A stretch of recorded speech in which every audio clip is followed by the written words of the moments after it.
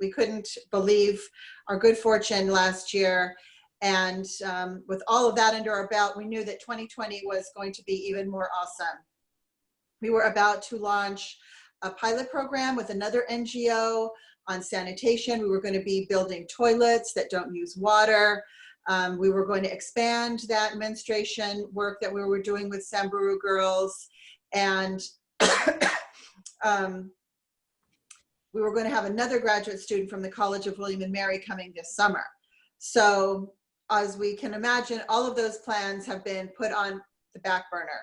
And like all of you, we are working from home, trying to figure new and innovative and creative ways to serve our mission and to support the Samburu communities that we know and love.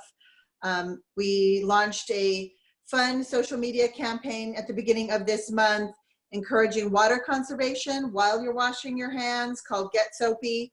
Please check it out on Facebook and participate with us. It's what we envisioned doing for all of the friends and family who are going crazy in their quarantine at the moment. So our team in Kenya is working on the ground, putting wells, pumps on the 9 wells that we just finished.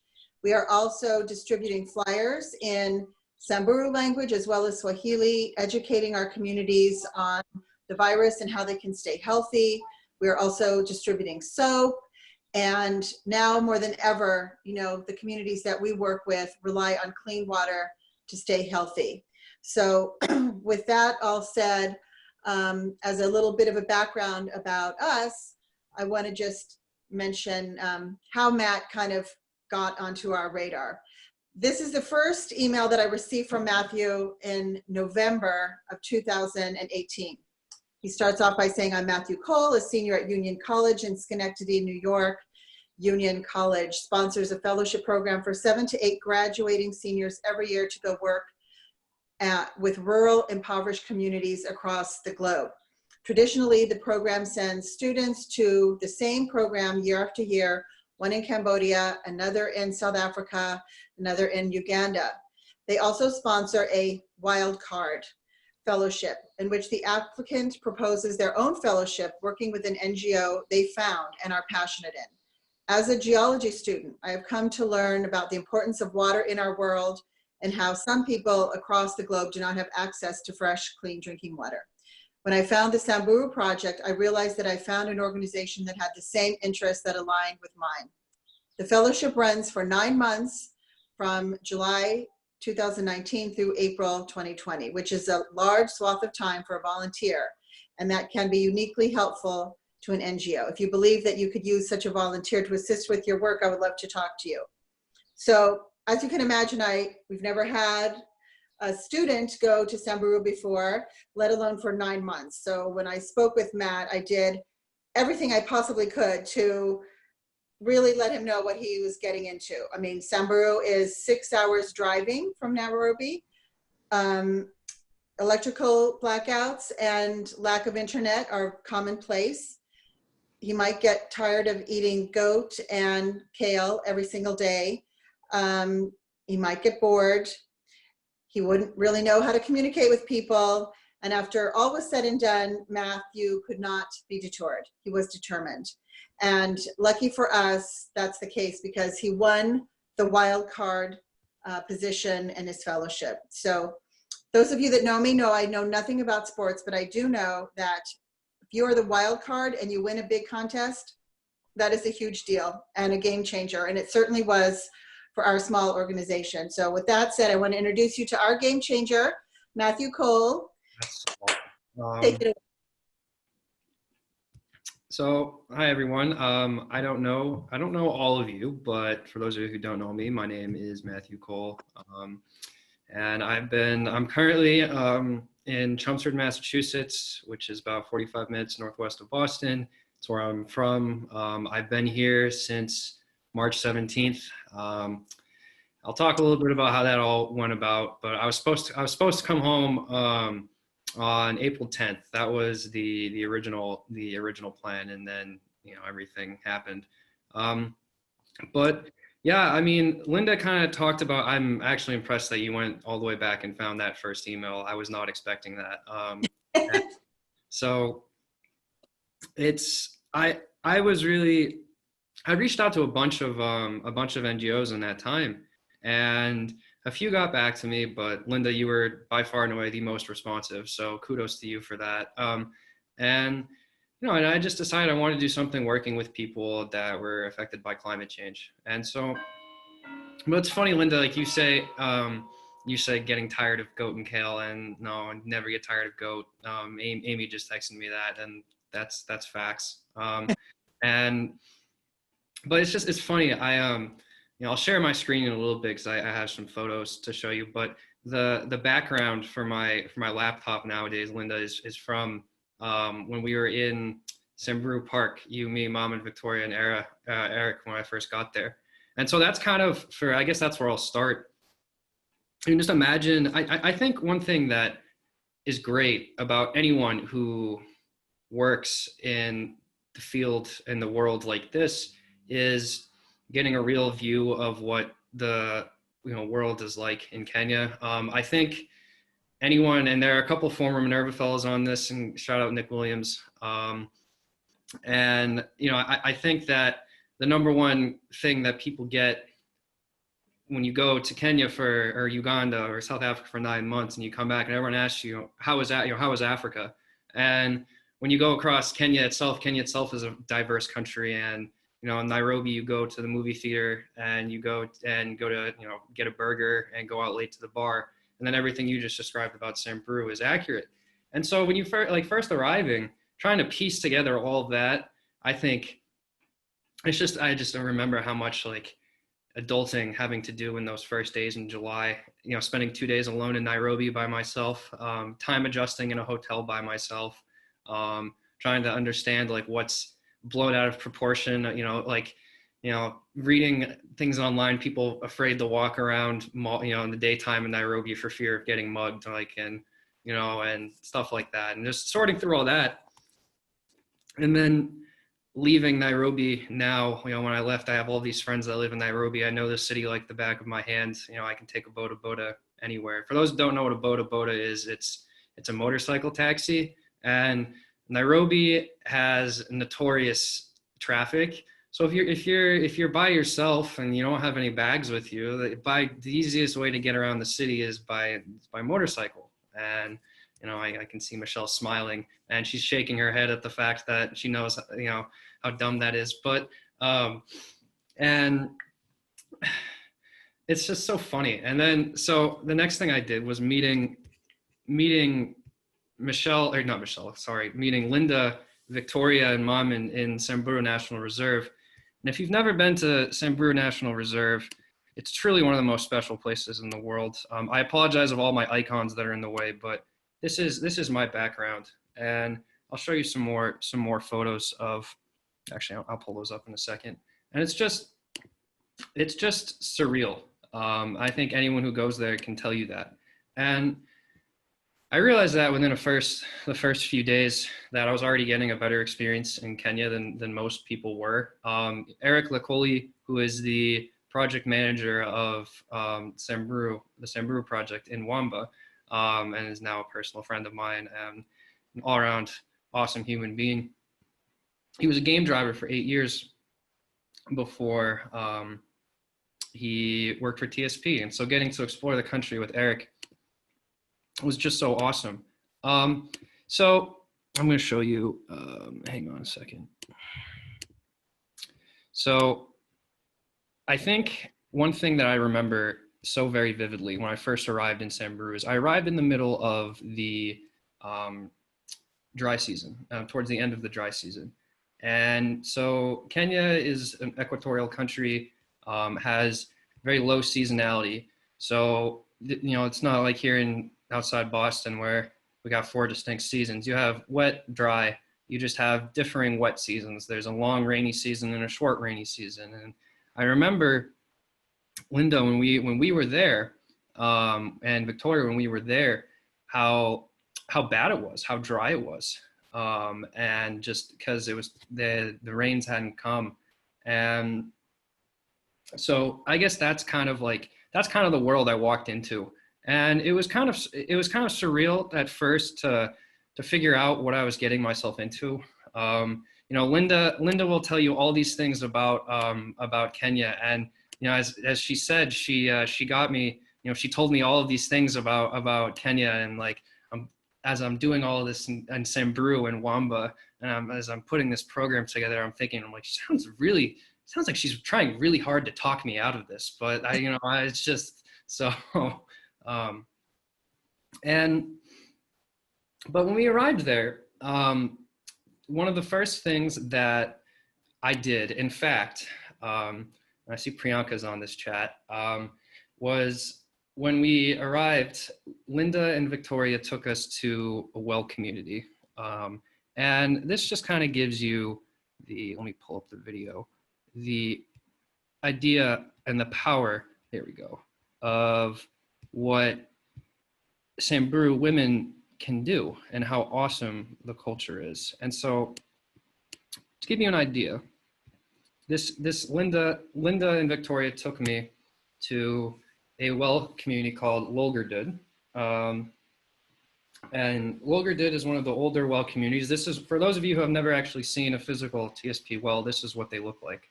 The majority of them, they have their hand pumps. They generally go down 80 to 90 meters. If there's anyone who really wants to talk about that, I can really talk about that, but that's not the point of this. And so my first day, I've been in Samburu. Oh, I forgot to mention one tiny detail. As I mentioned, I flew from Nairobi. I landed in Nairobi by myself, and I entered Kenya by myself. And so when I flew from Nairobi to Archer's Post, Linda, who I still had never met in my life before, is telling me, yeah, we'll be there when you land. We'll be there when you land. And so, it'll be big open arms celebration there for you. I was like, okay, whatever. I land. All the other people on the plane get taken away to all the resorts, they're all going to, and then there's no one there to pick me up. And I'm just sitting on the airstrip by myself, calling Linda, nothing. I'm just sitting there like, wow, like this is ridiculous. Like, did they really just forget about me? So I couldn't forget that part. No, we were late, and I felt so guilty that you were waiting there for us. But, this is such a beautiful picture, and such not a picture, it's a video actually. So I was going to, if you just give me a second. Okay, I just wanted to. Sorry, Linda. No, I just was going to say this would be awesome. This is your welcome to Samburu kind of moment. Perfect. Yeah.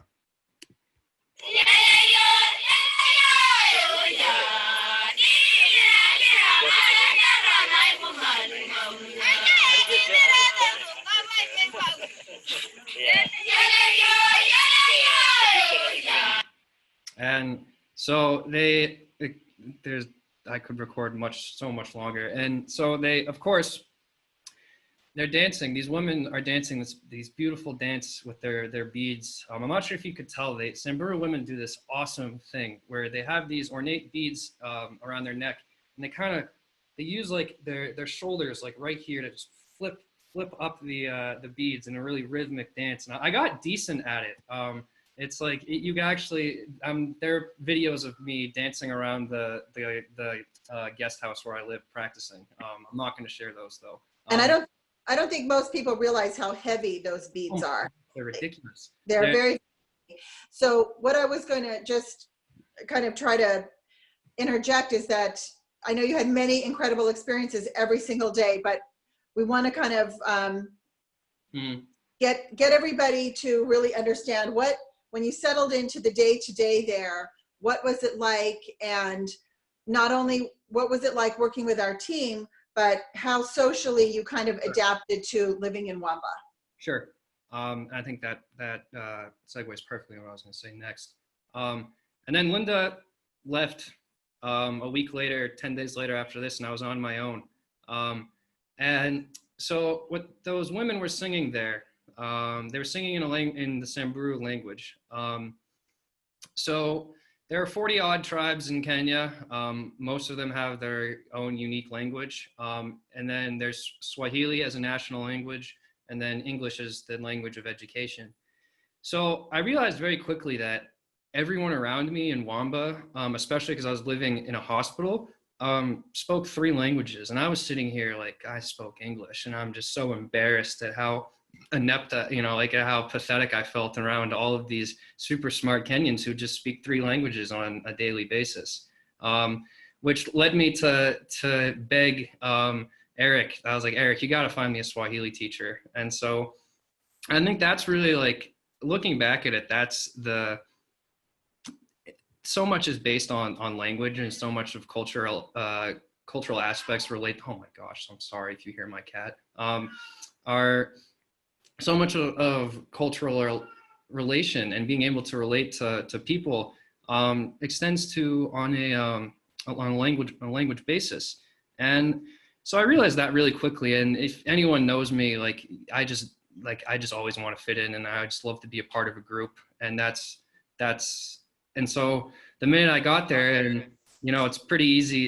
It's really easy to stick out when you're the only white person in a town of 5,000 people. So That life to be the only one. I mean, it's interesting because it's, the everybody knowing you, even though you don't know anyone, is really fascinating. And like that, the kids especially, it's like, man, kids know everything. And the guest house is right next to one of the largest day schools in Wamba. And so I'd be walking to the office from the guest house, and these kids would start swarming me and asking me all these questions that they had heard. And it's like, kids know everything. That's all I can say. And that. Did you find the people friendly and welcoming? Oh, absolutely. And especially in Manyata. So the word Manyata is the word for village. And the Samburu people, the people that live in Manyatas, like these women, they are the ones that we're really trying to help at TSP. And the thing that amazed me was, like, every time I would go to Manyata, next thing I know that there's, this old Samburu lady walks up to me with a cup of tea, and there's a cup of tea in her hand. And it's just like, that's just, you walk into anyone's house and they're like, okay, can I make you a cup of tea? And that's just like, and the thing that is hard about that is because as a white person from an upper middle class background, it feels, I feel very guilty. It's just like, I understand that, like, I'm the honor, like, I'm a guest in this house, and I really appreciate, and I'm honored for what people are willing to do to me. But at the same time, you think about, especially in Samburu, where 70% of people live below the poverty line, and it's like, I don't need a cup of tea, but I'm honored that you would give me, a cup of tea anyways. And so that's like, yeah, and I think that's one of the hardest things. And I think a lot of Minerva Fellows would say that too, because for me and for a lot of other Minerva Fellows, one of the biggest draws for doing this is, I'm white, upper middle class, straight Protestant New England boy. Like, I'm as white bread as it gets. And, well, I didn't have the same experience as a Black person in America, because it's completely contextually different, because there's an innate level of privilege at play as well. But just to experience what the world is like, not through the lens of, someone in the majority, I think is so important. And it's like, it was, and taking it away from, like, that's the thing that taking away from this, and all of my Minerva Fellow friends are actually texting me this, that they're exclamating this, that's just like, that's the biggest takeaway from everything, is that it's seeing the world through a different lens. And especially from the African viewpoint, where so much of the world views Africa as one giant country, as one giant village, and getting to experience the most diverse continent in the world. It truly is, for what it actually is. Yeah. And that's, that was the best part of that came out of this. And again, for me at least, being able to talk to more people because I understood more language really helped with that. Especially in Nairobi, I loved being able to run around and talk with people in Swahili. So. And so because that you were welcomed into the communities and to the Manyatas, I know that you did enjoy another level of access into the Samburu traditions, and you were there during a very particularly special time, which we could not have anticipated. And I know that this might be a delicate subject, but I think you should talk to everyone on the call about the massive cultural celebration that you were privy to, and what an extraordinary thing this is. So what Linda's referring to is that, excuse me, the Samburu have a coming of age ceremony that is a circumcision, a male circumcision. And so when you transition between being a boy and a Moran is the word for warrior, you get circumcised. This is very common in a lot of African, a lot of Kenyan cultures too, that they have a circumcision ceremony. But what makes Samburu and Maasai so unique is they only do it every 15 years or so. So you have boys ranged from the age of like 8 to the early 20s that are all being circumcised. And it's a huge deal because it only happens every 15 years. And it's kind of like, it's how their society functions, essentially. Like everyone, when the current boys become Morans, then the current set of Morans, they become elders. And then the current set of junior elders, they become senior elders. And like everybody moves up a level. So it's a big deal. And I just happened to be lucky enough to go to Samburu in a year that there were circumcisions. So I was able to see a actual circumcision ceremony about a month and a half in late August. Eric was able to take me to one. I have boys participated in this? How many boys were participating in this particular ceremony that you witnessed? This was big. This was a big one. They split it over 2 days. So like on Saturday, I think it was like 45 boys were circumcised. And then on Sunday, like 50 boys were circumcised. It was around 100 boys. It was one of the largest manadas I saw in my time there. And so I don't have any photos of that because like the circumcision itself is super high energy, super emotional. And by that, you mean what? Well, I'll explain a little more on that, but it's also just for respect out of an important part of their culture. It's in pretty poor taste to document something like that. Also, to be completely honest, the local Samburu people don't like being photographed for said reasons because it's very disrespectful. No, I didn't mean that. I meant when you say it's very high energy. I know. And so so what happens is first of all, in the last 2 rounds of circumcisions, it's gotten a lot more sanitary. Eric will tell you that he was circumcised with some Mzee is the word for old man. He's like, yeah, some Mzee's knife. That's how I was circumcised. And yeah, I'm seeing a lot of faces right now, and so it's true. But they have a medical professional does the job with a scalpel. Each boy has a clean scalpel, and they use a clean set of gloves for every boy. So it's like, for being in the middle of the bush, it's as sanitary as it's going to get. And I was actually really impressed by that, to be honest. But they just go down the line. Literally, each parent has to build a house for their boy, or if they have multiple boys, for the multiple boys. And each boy sits in front of their house, and then the doctor just comes down. He goes to one house, goes to the next house, goes to the next house, and in each crowd, and with the doctor comes like a crowd. All men. The women they stay with their boys, or they watch from afar, and they're just yelling, chanting, and then usually like to the point where there was a group of, like, Eric ended up being, because that specific day, that wasn't Eric's clan. There are 9 different Samburu clans. That specific day, so Eric was like, he was literally like the security guard. Like he literally took 2 sticks and just held them out and like physically restrained people. And they just made a circle around each boy. And it was just, and for anyone who's still wondering, there's no medication, nothing, no numbing, nothing. And if you flinch, you are branded a flincher for the rest of your life. So it's like a big deal. And so, in the But moment. I just want to say that I'm sure everybody is like either stunned or fascinated at this moment, but we do have a lot of topics to get through. So Well, I just have to show. I want to show one thing. because So it is a huge rite of passage, and just kind of like, with Jewish children that have a bat mitzvah or a bar mitzvah, it is your entry into adulthood, which is why the house is made, because now as a boy you are able to take a wife and get married, and so it really does impact the society. And it was an extraordinary thing that Matt was able to witness this, because as he said, there are really no pictures of these ceremonies. well, It's respectful. So I want to show one thing.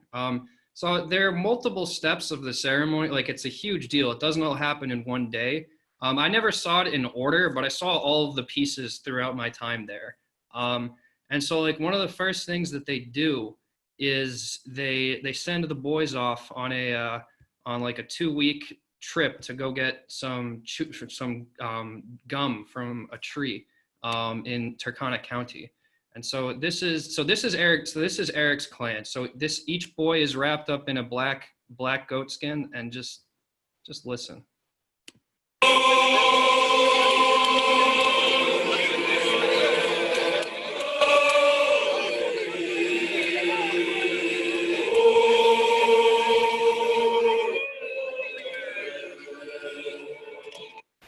And so wasn't the right thing. It's pretty incredible, the timing of it, that you were there when it was going on. And so I know that there were a lot of other really monumental events that happened with the floods and locusts and whatever. So maybe you could talk to us a little bit about those things and how they impacted your work with the Samburu project. Yeah. So Linda can tell you that. Linda, how many years have you been going to Samburu? The first that I went was, I don't know, I've probably been 12 times or something like that. Have you ever seen it rain? No. I saw it rain once in Marilel for a brief period of time. So, as I mentioned earlier, the rainy season is a big thing. So Joel is the TSP office manager, and he and I went for a hike one day on a Saturday, and it just started downpouring. Wow. And so, wow. As Linda can tell you, Samburu never looks like that. And so, of course, I was saying I came when it was dry and super arid, and it had been very, it'd been drought. And then they had one of the heaviest rainy seasons in like as long as they can remember. Joel said it's the heaviest rainy season he'd seen in his entire life, and he's 27 years old, so or 28 years old now. And the problem is, when we're doing the surveying of the wells, you use a technique where, I'm not going to get super technical, but you send an electrical signal through the ground, and the resistances of certain things, dirt, water, certain rocks, etc. So you can figure out what's underneath the ground. That's the super short lesson. But the problem is, when it rains and saturates the ground, you can't do that because it throws off all the readings. So we had to delay our surveying by weeks because it just absolutely poured, and it was ridiculous. And then when we did go, we went to a place called Cerro Lipi, and oh my gosh, Linda, if you saw the place that we stayed in Cerro Lipi, you would have had a fit. You would have had a fit. I didn't even have places to stay there, actually. There's two, and like I got the only mosquito net, when we put it that way. Like there were no other mosquito nets. And so Eric woke up the next day and was like, "This is awful." And wow. So Eric said that. Well, I think people are probably a little bit mystified that if it's raining like that so much, why is water an issue? Well, it goes back to climate change, and I gave a talk in a class at Union today just about this, and how the great irony of this whole situation is that the Samburu people are on the forefront of climate change. They're pastoralists. They live a pastoral life, which means they travel with their animals and they go where the green is. And so, when you've been having regular periods of rain for hundreds of years, and that's what their entire existence is based on. They've been in Samburu for at least 500 years, if not longer. And like, that's just what their life has been on, is these weather patterns. And then in the last 20 years, they've just all been thrown out of whack. And so you have people whose only source of income is their livestock, who all of a sudden, maybe one day you have, or one year you have excess of green, and then the next year the rains fail and all of your animals die. And so that's what, and the great irony, of course, is a Samburu's only carbon footprint is the animals that they own. And beyond that, I think it's also challenging for people in the West to understand how your wealth is connected to your animals. And so this is something that I've often had to explain to people, is that you have, 100 cows, and then that's the only way you can make more money, is for those cows to reproduce, and then you have 110 cows, and then you have 120 cows. But if your cows have nothing to eat and they die, then all your wealth can be wiped out in 1 or 2 years when there is no rain and there is no grass. So with those animals, they're taken to market and sold, and that's how you buy food or pay school fees or whatever. So it's, when you really see it up front, how it works, you realize that the health of the animals is everything. And that for people and that's exactly it. And also a Samburu doesn't, like, I've taught, like, and when I say like a real Samburu, I mean someone who's never been to school.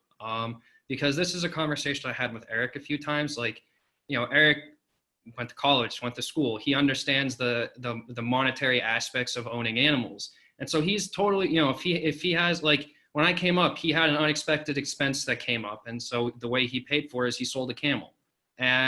But like, his dad never understood that the camel, that having the animals is money. They don't cash in their checks, so to say. They just keep them all there. So, and of course, then they all die and they get nothing out of them.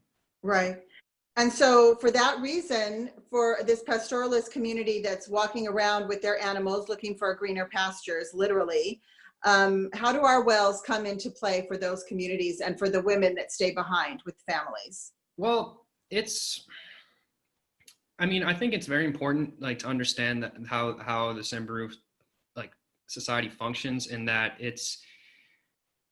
that the work is very much divided between the men and the women, except for, I will say this, you do see young girls out walking with the cattle as well as young boys, but like the girl's job, the women's job is to fetch water.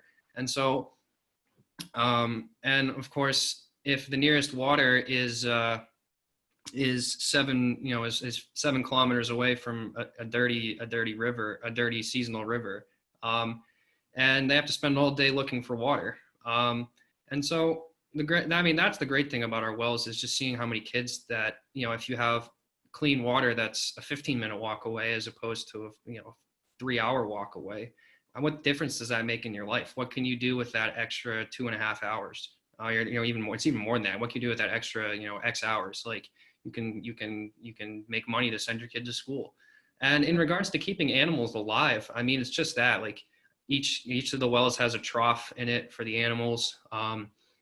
And one thing Joseph Kariuki, he's an awesome man. And he's the Kenyan geologist that TSP contracts with. And so when we were surveying, I did all of my work with him. He and I, we worked like that together. And, what he likes to say is that, like, each well is a magnet, and then, you drill a well somewhere, and then you come back 2 years later, and all of a sudden there's a bunch of people living in a village around there with their animals. So, and if there's green around the place, then they'll just keep the animals around there, because that's a water supply and food. But as you said, it's all about where there's food for the animals. So. Right. And then once people are kind of settled relying on that water and benefiting from that water, their health improves. And it's been my experience that I come back the next year and there's education happening underneath of a tree, or someone has, you know, been learned enough to apply to the government for a school building. And so development really does start to happen with that as its core. So tell everybody what you were there for well drilling, and what is that like when like the big water really comes out of the ground? I'll show you.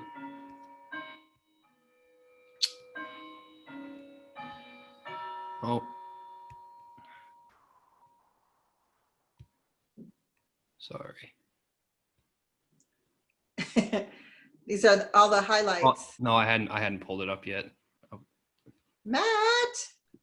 There we go.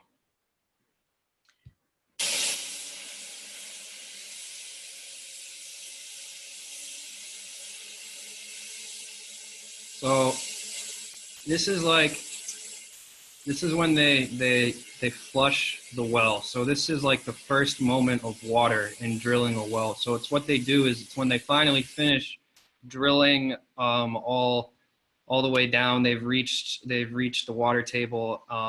They used a lot of bad chemicals to get there. So you shoot a bunch of pressurized air down the hole you've just made and blow all of the dirty water, dirt, and chemicals that you've just used. And it's kind of like it's very symbolic. Because all of a sudden it's like almost like a geyser. You have all of this water, and it's really awesome. Because it's so funny. Like we'd arrive in the morning with the drill rig, and it's just us and the workers. Then like by noon, there's, some old men that have wandered by and are sitting, watching from a distance. And then like you look from a couple hours later, and all of a sudden there's like 10 Samburu people just watching from afar. And then like when you finally get to the moment of the flushing, that's pretty awesome. Especially for us. So that specific moment that video was taken in late January. And because we were so behind schedule from the rains earlier in the year, normally like that moment should have been done early December. We were delayed almost a month and a half. And so that was also just like awesome. But it's really, it's cool to like be with Joel, Eric, and Paul. So, the three of them being that they're the three TSP workers in the TSP office in Samburu, and being with them and seeing like it's awesome. Like Paul especially, seeing how proud they are of their work and being able to be a part of that is pretty awesome. And it's just knowing that the sad thing is that for the Samburu people, they're being left out to dry by both the national government and the county government. And so there's really no one out there that's helping them, and it's sad, but it's true. And in that photo that can you just pull up that video again? Yeah. Because for people that haven't really, made a big study into this, you really do see for the drill rig itself, the rig is an enormous, vehicle. And then there are all kinds of support vehicles with it, and they carry supplies. And you see at the bottom here, all these pipes that are there, they are pounding those pipes one by one into the ground. And it's a very laborious, very loud process. And when they finally hit the water and it comes gushing out, you've been already sitting there watching those pipes get pounded into the ground for a couple of days already. And, they have 6 or 8 men with their crew. It's kind of like an old-fashioned wagon train where they have someone that's on the staff of the drill crew that cooks the meals. Yeah, that's pretty awesome. It's a very, very dirty, grueling process. And, because this is like a huge excitement, everyone from the village comes out and kind of sits on their jerry can, just waiting, watching.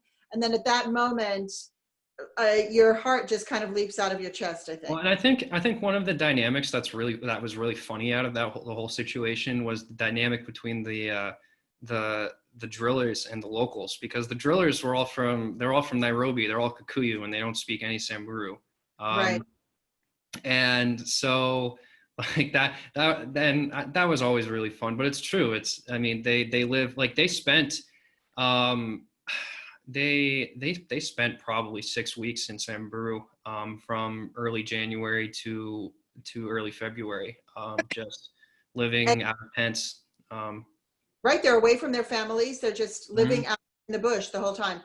mhm. Someone's asking, how deep do we have to drill in order to hit water? And I just want to answer that it depends on every single well. Sometimes Eric will send me that, they drill down, 15 meters or 20 meters and they already got water. And then sometimes they don't hit it until, they're in the 50s. So we go down 70 meters and it just depends on the site. So it depends. And the higher that the water, you reach water, then that means that there's more water down below. And that just fares well for the longevity of the well. If you hit water at 70, that's a really strong yield of water that's down below. So that's always a really great thing. So Matt, I know that we're kind of like running, probably a little behind schedule, but tell everybody, besides being in the field with karaoke and learning about well drilling and the geology and whatever, what was your specific job that you really were there to help our crew with, and how you've left your mark forever on the Samburu I project? wouldn't. All right, I wouldn't say that. That's going a little You far. did. I think you did. As our wild card, you initiated an amazing project for us, and I want everyone to know how important it is. So I helped Joel and Eric understand and sort of figure out how to use a data collection system, because the beauty of TSP, and one of the issues that TSP that you've run into, is I think it's great how small of an organization we are, because it really allows for nothing falls through the cracks, and it means that all of our work is concentrated in Samburu. But there's just so much more work that needs to be done. And I think, both you and Victoria and Linda and Mom and all know that. And like, if you want to really go far, you need to be able to get grants, and not just rely on small donations. And excuse me. And so Victoria worked really hard with some people to develop a data collection system, which I helped Joel learn how to use. I mean, he deserves more credit than I do, because he learned so well. And so now in the next few years, you'll start to be able to get better numbers, and really some hard data out of. So like, the idea is, when you drill a well, go to the community, pick out 10 families and have a questionnaire. And it's a baseline questionnaire about things like, where do you get your water from? How far do you drive, et cetera, et cetera. But also things like, how many kids are in school? How many meals do you eat a week? So it has to do with water, but it's just a baseline standard of living questionnaire. And then you come back in 6 months, ask the same questions to the same families. And so to see like, okay, and now it's 6 months after drilling a well and having access to clean water, what can you do? Like, what difference have we made? And we did find a marked difference. And it's nice to actually be able to start to put some numbers behind it. And just, I'm in a few years down the road, Linda and Victoria, when you guys actually have a few years worth of data out of this, it's going to pay dividends. So I think the thing that people don't realize is that when our founder founded the organization in 2005, there was no data collection. Maybe, the World Bank or those big time organizations were doing that, but to go from a small organization with 2 employees here in the US and people in Kenya that are not computer literate, to try and figure out a system for which we can monitor the effect that we're having on communities in a wide range of topics, between monitoring the effect on their health, their education, their overall wellness, their ability to make a living. To go from 0 to all of a sudden having data was such an enormous challenge. And even if we had developed the data, the Google forms and all that stuff, that was a huge project that took Victoria and Kiki and Connie and other people the better part of a year to be able to spend time with our staff. You know, Joel and Eric have a very, very minimal knowledge of how to send an email, let alone how to go into a Google form or Google application and put in really serious data, and knowing that on our end of the world, we're going to pull that data and be able to use it to prove to our donors what the impact of their money is doing, and also allow us to really apply for bigger funding. And you know, our whole world is data driven now. We would never have been able to do this unless we had a person in Samburu for a long time, because, you know, Victoria and I could have been there for a month, but we would not have been there for the 6 month, taking the before water surveys and the after water surveys.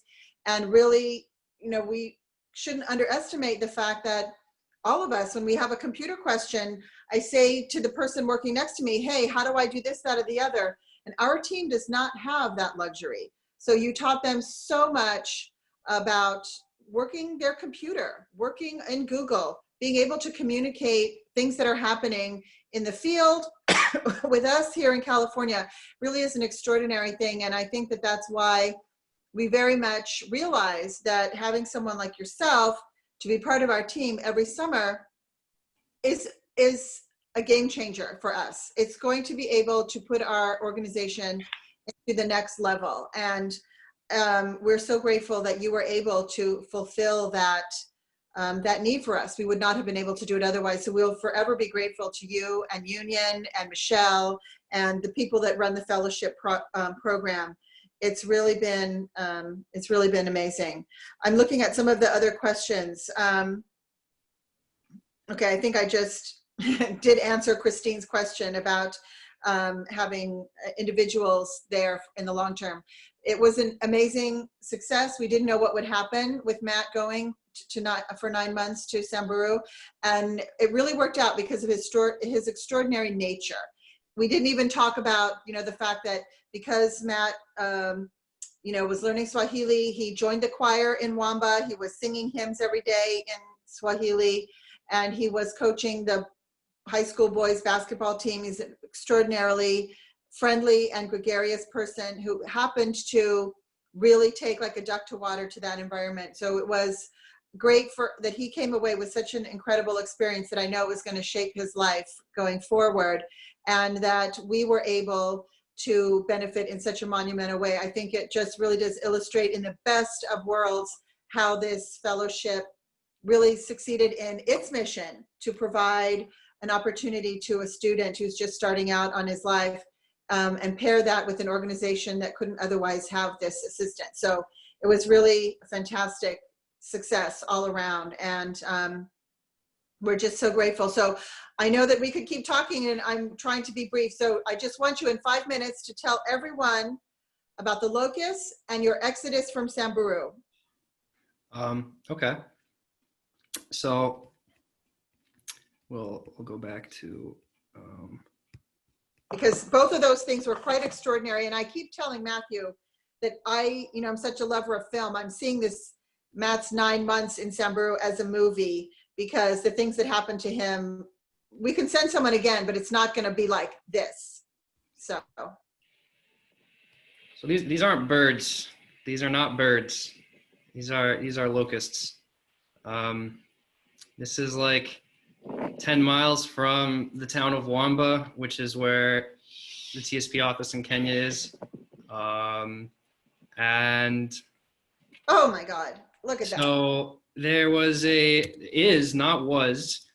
swarm of locusts that arose in Saudi Arabia that is now currently in East Africa. And Samburu was right in the thick of it. And that was really surreal. And the crazy thing is that locusts hadn't been seen in 70 years in Kenya. In fact, we have a mutual friend named Rhodia, who was born in Kenya 75 years ago. And so she talks about, like, she remembers as a child the locusts, and she goes, and now I'm an old woman and locusts came. So that was crazy. And it's a little scary because it's still going on. Of course, all of our attention is elsewhere right now.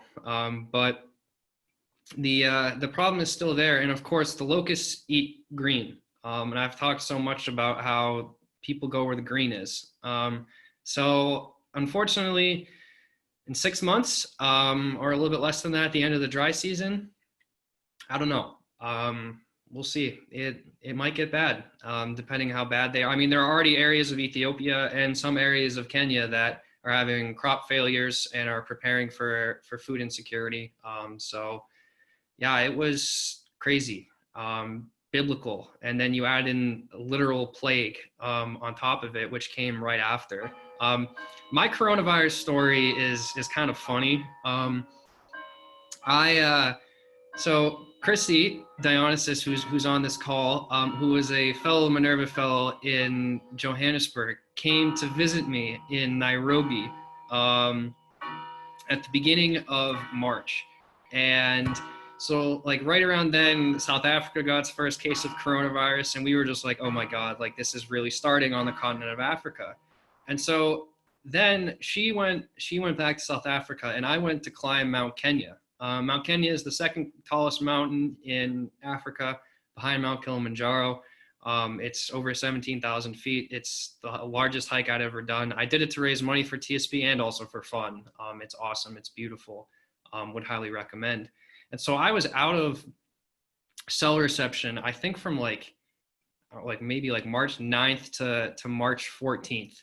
And it was something like that. And in that time frame was when the NBA was canceled, when Trump banned flights from Europe, when Tom Hanks got the coronavirus, like when everything like started to really go. And of course, I was just in my own little world, having the time of my life. And then I was actually on my way down from the mountain. I had summited that morning, and we were on our way down, and we met a group that was heading up, and they had just said that Nairobi had got its first case of coronavirus. And so at that point, I was planning on leaving at the end of March. I had bought a different flight for the end of March. And then I realized I was like, okay, this is real. So I got to a town with cell reception. Thankfully, due to the time difference between Los Angeles and Kenya, and the fact that I don't know when Linda sleeps, Linda was awake. And so I called her. I was crying, and to be completely honest, like I was crying in the middle of a bus station. So that was great. That was a really great look for me. And I was just like, oh my gosh, like what the hell am I gonna do? And so I called everyone in my circle. I called my parents. I called Michelle. And I found the flight out of Kenya 2 days later. So I went back to Wamba, packed up my stuff, had a really quick goodbye. Eric thankfully had actually planned a little goodbye, and so that was nice. And then I got the hell out of Kenya. It was really, really crazy and really surreal. And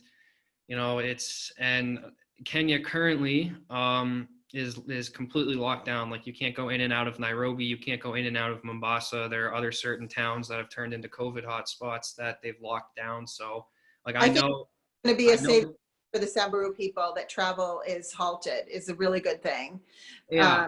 But that's the good thing about Samburu is that, Samburu is so remote, both in terms of physical and in terms of development. And so that is the saving grace of Samburu, is that you're in a country with low international traffic volume compared to the rest of the world, in an area with a ridiculously low traffic volume. So I wasn't crying, but I do want to say that when Matt called me, he had just come down. He was doing this beautiful climb to, raise money for a well in his name, which if you want to find out more about it, you can look on our website. But he got down and he was really, really scared. And he was like, here I'm thinking, we went through this whole, almost 9 months with, he never got sick. He never, broke a bone, like everything was great. And he's like, oh my God, I've got to get out of here. And by then there was no travel happening, no fun travel, no safari travel.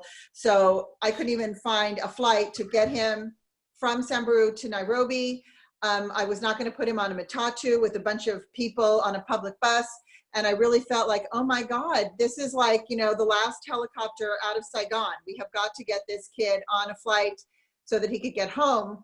and it was a crazy couple of days, but I kept saying, that's why this is going to be the best movie ever, because it has the most dramatically awesome ending. And then you came home and you did your quarantine and everything is fine. And now it's beautiful memories, I hope. But before we hang up, I want to just answer a couple of questions. So I will field one and then you take the other one. So people are asking, how many wells do we drill a year, which is between 10 and hopefully more, and how do we determine the community? So it's a very long process. You know, when we go in and we're putting a well in a community, that's an expensive resource for them. And so we want to make sure that that community is you know, first of all, we take applications from between 20 and 30 communities every year, and we vet them. The short answer is we go and we visit each one of them. We decide how many people are living there. Is there a strong community leader that will be responsible for the well, who will be a good partner with TSP when we are wanting to do sanitation workshops and teach the community how to take care of the well? So we really are looking for a couple of factors: the maximum amount of people in a village, if there is a strong leadership in the village, and then of course Kiriyuki has to come and find water there. So we could have a great village with great leadership, and Kiriyuki comes and he says, I'm sorry, I've looked every single place and there is no water here. And that is quite heartbreaking, and that does happen occasionally. That was actually the toughest time of my, I think my entire time there was during well survey. We went super into the bush, the most into the bush I went in my entire time there. It was like a 3-hour drive from even like anything. And we got there, it was super remote, and it like just when there was nothing there. And so that sucked, to be honest. Yeah, Eric's voice is actually quivery. He loved that community, and he was so disappointed that it wasn't going to work out for them. And then someone else is asking about the drilling chemicals that they use on the rig. Do you know much about that? It's mostly bentonite clay. And it's what's required to get the drill bit through the rock. Mm-hmm. Yeah. So, and that's why they need the flushing. All of that gets flushed out. And then they put a casing inside that's plastic so that there's no corrosion that comes off of the metal that interacts with the water. And the driller comes and tests the water. We take samples back to Nairobi. It's given to a lab, and we make sure that the water is potable for human consumption, and has a whole chemical analysis. And it's quite a long process that takes about a year between the time when the communities come into our office in Wamba, make an application. There's a lot of documentation that the government requires we have from those communities. And then we apply for permits. And meanwhile, I'm here in the US trying to raise as much money as possible to be able to fulfill all the requests that we have in Kenya. And then in the early fall, we, have all the drilling money, and then we hire the driller to come. And as Matthew said, it's really our plan to have everything finished before Christmas so everyone can go on holiday and celebrate with their clean water. But this year that did not happen, but it's Africa. Things happen. And honestly, people there, it's their way of life. They just know that things get delayed and they don't get their nose out of joint about it. It's just the way it is. And you have to go with the flow as much as you can. So with that being said, I was going to just end on this one last question, Matt. Tell us, what was your most memorable favorite moment of the whole trip? Or if you can even pick one. I think when Solomon was here. So Solomon is a photographer. He's a Kenyan photographer. He lives in Nairobi, and he came up during the locusts, and he was there to film all the well drills. So he was there when I did the video of the flushing. And we had a night where Joel, me, and Solomon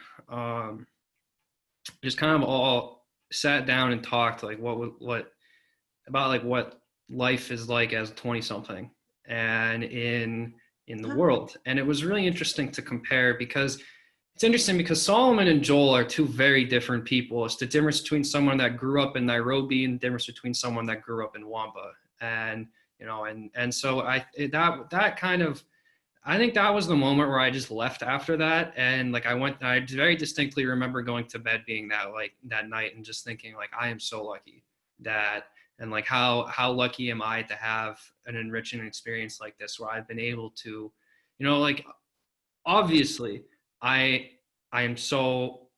love the work that we did for TSP, and I'm so proud of what I was able to help with. And I'm very proud to have been able to contribute to a small organization. But the thing that really sticks with me was just like, how lucky am I to have been able to just enrich myself as a person. And I know it kind of sounds selfish, but you know, like, that's just looking back on that and just being lucky to have been able to have an experience like that where I was able to grow so much as a person. So, you know, I never thought of that you guys are all about the same age. So that was also a serendipitous thing that happened. You know, you, Joel, and Solomon, and coming from different walks of life and different life experience, that you can still bond on something like that, you know. It was really great. Well, everybody, I hope I got to all of your questions. I have not been able to see them running, but Victoria's been feeding them to me. And I just want to say thank you so much for all of you coming. I think it was a great success. We loved working with Matt, and we hope that we have another Minerva Fellow or other graduate students help us, you know, next summer for as much time as possible. It's a great experience for all concerned. And please go to our website, learn more about what we do if you don't already know. We are a small organization and we are global. So we like meeting new people that are concerned about the world. And everyone, please, it's important now more than ever to wash your hands and save water at the same time. Stay tuned to other things that we have coming up. Thank you all so very much. It was wonderful. Thank you, Matt. It was great seeing all your photos and hearing the report from the ground. Thanks, Victoria, for making it happen. You're welcome. I'm going to unmute everybody in case anybody wants to say a final farewell. And thank you guys all so much for coming. Thank you. Thanks so much. Thanks, Matt. You're welcome. Thank you. Thanks so much, Matt. This was great. Thank you, Matt. Yay, Matt. Thank you. That was terrific.